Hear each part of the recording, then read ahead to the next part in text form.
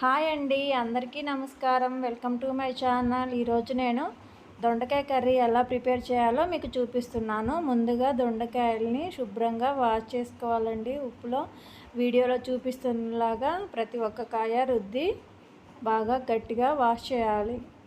అలా ఉంటేనే ఆ కాయలకు ఉన్న జిడ్డు కానీ మురికి కానీ పోతుంది. అలా కడిగిన తర్వాత వీడియోలో చూపిస్తున్నలాగా కట్ చేసుకోవాలండి. అలానే ఆనియన్స్, పచ్చిమిర్చి, కరివేపాకు దగ్గర పెట్టుకోవాలి.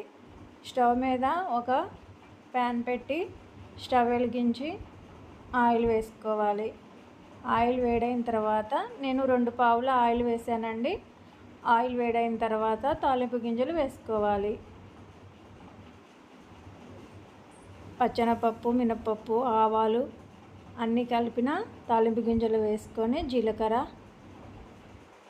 వేయాలి.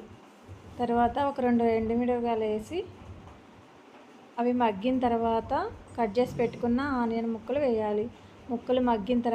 ఆనియన్ ముక్కలు మగ్గిన తర్వాత కట్ చేసి పెట్టుకున్న 2 పచ్చిమిరపకాయలు కూడా వేయాలి.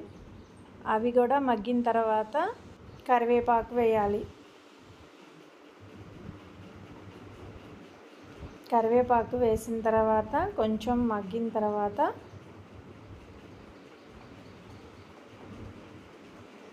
మొత్తం పూర్తిగా మంచిగా మగ్గనివ్వాలండి. మగ్గిన తర్వాతనే కట్ చేసి పెట్టుకున్న దొండకాయ ముక్కలు వేయాలి.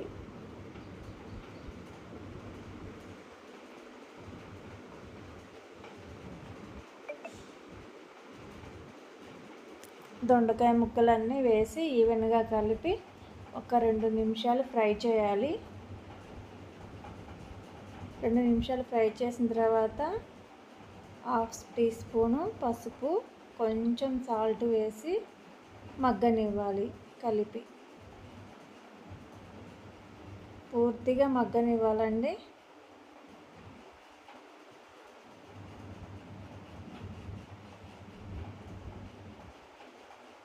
మూత పెట్టి మగ్గనివ్వాలి.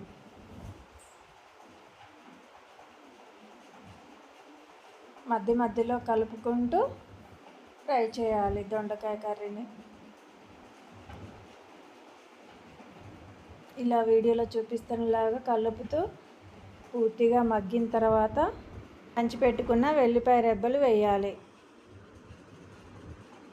అలా వేసి ఆ ఎల్లిపాయ రెబ్బలు కూడా మగ్గేంత వరకు ఉంచాలి.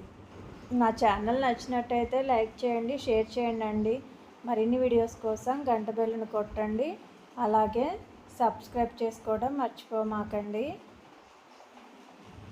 మొత్తం పూర్తిగా మగ్గిందండి కర్రీ మగ్గిన తర్వాత లాస్ట్లో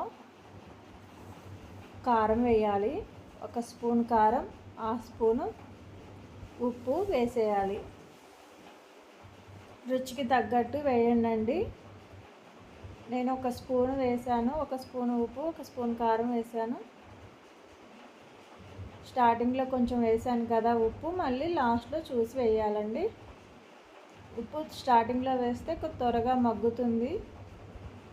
ఉప్పు, కారం మగ్గిన తర్వాత దించుకోవటమే అండి. ఎంతో సింపుల్గా దొండకాయ కర్రీ రెడీ. నచ్చినట్టయితే like, share, subscribe. Thank you for watching. Bye అండి.